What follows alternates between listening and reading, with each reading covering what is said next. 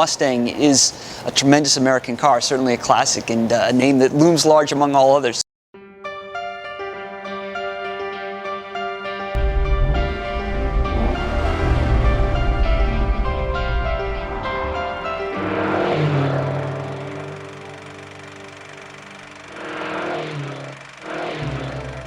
The Mustang is absolutely fascinating. I think it's right up there with some of the big names that people talk about. You can say a name and you don't even need to say who manufactured it. And what fascinates me about Mustang is that, it's a Ford, but it's almost a brand unto itself. It's its own kind of thing.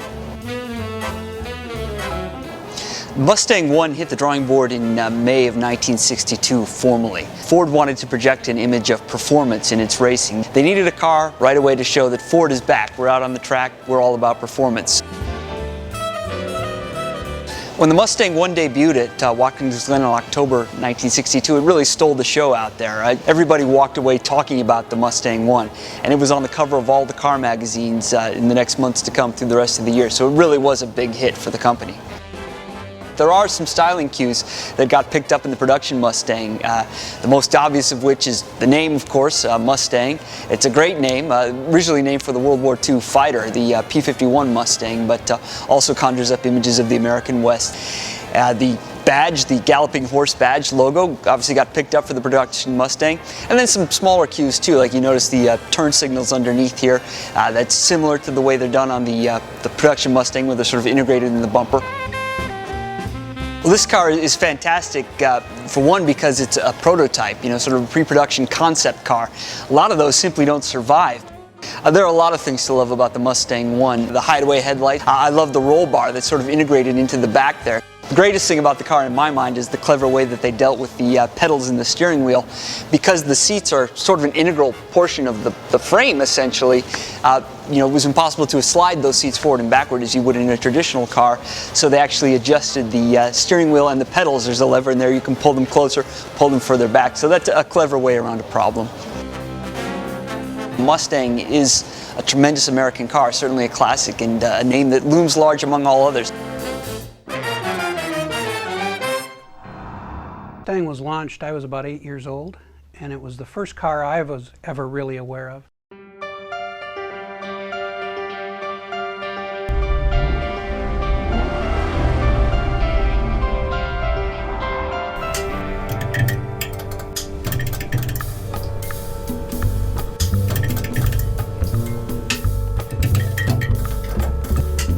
Well, Ford has one of the oldest corporate archives in America. We've been here for more than 60 years. We have 16,000 feet of shelves, design documents, photographs, product planning information, first launch of the Mustang 1 concept car, owners' brochures, dealership brochures, press kits, clip sheets, ads, speeches, certainly tens of thousands of documents in total on Mustang.